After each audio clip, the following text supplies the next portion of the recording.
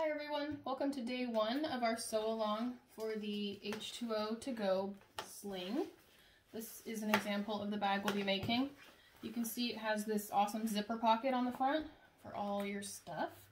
You can do this slip pocket here, and usually it has a pen pocket, but I didn't choose to do that on this one. Or it has the card slots, and I'll go over how to do both of those through this tutorial.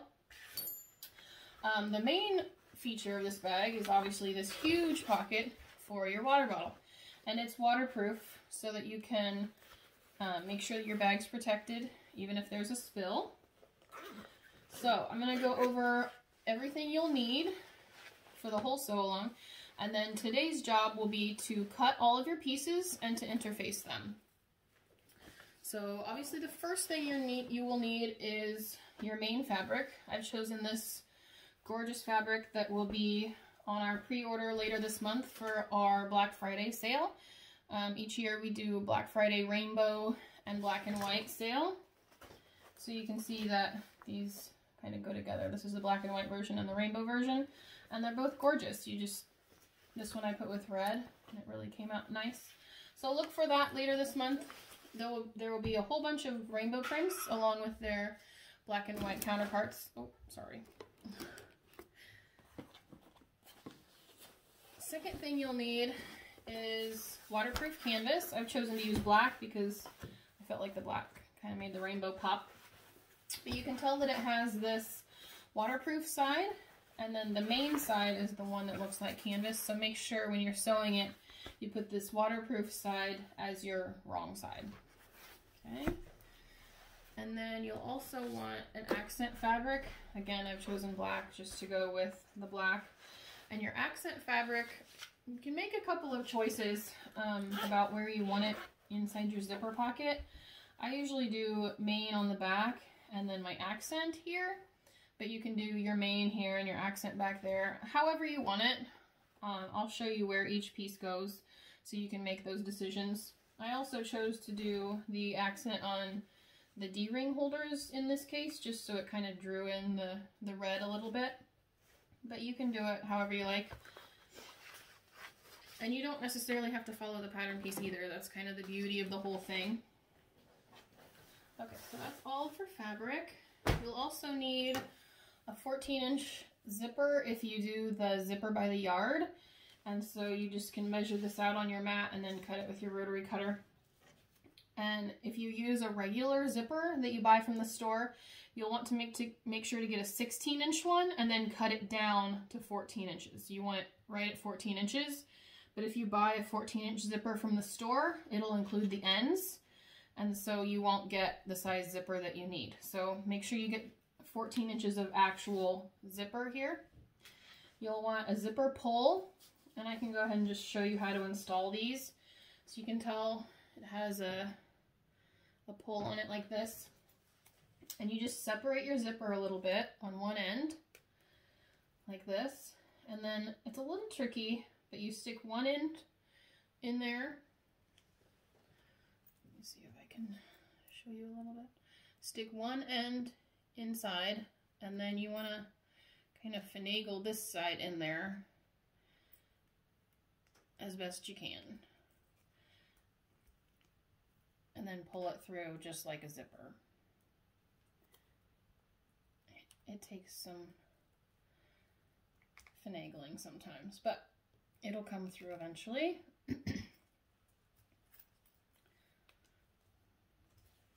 There we go. Okay. Don't pull it all the way down. Just pull it a little bit like that. It'll fix itself in the end. It'll be okay. So that's your 14-inch zipper with the pole installed. Okay. Next for hardware, there's a bunch of choices you can make with hardware. I'll just say that to begin with. On my bag here, I've done 2 rectangle rings on the ends of the strap and then 1 slider because I didn't know who in the family was going to use this. So my 3-year-old tried it on last night, and this was even a little bit too long for him, but my husband had to have it all the way out. So it depends if you're sewing it, you know, for the whole family or just one particular person. The slider makes it nice to decide how long you want your strap. This hardware was just from Amazon, so it's not very thick. And so this hardware came from Bob and Jen's Odds and Ends, and you can tell how much thicker this hardware is, and the colors are really pretty. See the difference here? The slider. It's much thicker, much higher quality than just, you know, this cheap one I bought on Amazon, but this was for me, so it didn't really matter. The D-rings go on here, and usually you cut this to 1 inch. I did mine a little bit thicker because I didn't want it to turn around this curve. So the D-rings on this bag we're making now will go here. And then these swivel clips will hook on and hook to the strap in this case. Okay, so these are all of these hardware pieces are from Bob and Jen's Odds and Ends, so I suggest joining them and checking out what they have. I know they have some awesome vinyl products too, all sorts of neat stuff, but you can tell how high quality these are. And I really like that this one's kind of more purpley. They're all kind of a little bit different, which is awesome. This one's more blue and this one's more purple. I think it's cool. Okay, so that's for hardware. If you wanted to just even use one rectangle ring, you can do that and just sew, this is the solid end, just sew it right into the bag. You can do that and then just use one rectangle ring. So it's totally up to you how to eliminate some costs there with the hardware. That tends to be the most expensive piece. Okay, the strap option. This also came from Bob and Jen's Odds and Ends. This is really cool. I think it's called seatbelt webbing, but let me see if I can get a picture of it here. It really looks like a seatbelt, and it's really soft, so it'll be really great around your shoulder when you're wearing it. And this also came from Bob and Jen's Odds and Ends. I'm not sure when they'll have this one in stock, but it's really neat. I think they have multiple colors too, so look for that. I'll be using that for this bag. Okay, interfacing. You can use Peltex or Decoville. This is Decoville Light that I got, and I've used instead of the Peltex. You can use Peltex, it's fine. It's from Joann is the Peltex. This Decoville you can sometimes get from Joann on the Bolt online. Just watch your widths on that. I think Joann sells it, I think 45 inches. And this came from Barb's Bags, and it's a little bit wider, so you might check them out. Okay. And for the woven interfacing, I usually use this. This is Woven Fuse, also from Barb's Bags. And this I use in place of the SF101. You can use SF101 if you'd like. It's totally fine. I just like this one a little bit better. So that's the woven interfacing. SF101 comes from Joann, and you can buy that by the bolt too. I have. Okay, a couple other things. Rotary cutter. We usually use this one when we're sewing clothes, right? Cutting big things, you can get it done faster. This one I really like for going around those curves. I feel like it can really get the curves faster and, well, more accurately with this little 28mm guy. I use my clips for clipping my pattern pieces to my pieces of fabric, so that's helpful.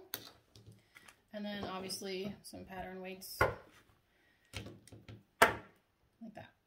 Okay, anyway, let me go over the pattern pieces a little bit.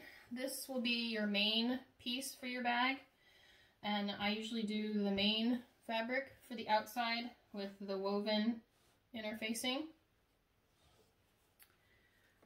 And we have the base, so you'll want the base cut out of your main fabric as well as your waterproof canvas. This one's pretty straightforward. This is just the base stiffener, and it's a little bit smaller than your base. And you'll want to fuse this and then go ahead and stitch around it, because it really does help it stay in place. I tried one time not stitching it on, and it was a complete mess. Trust me.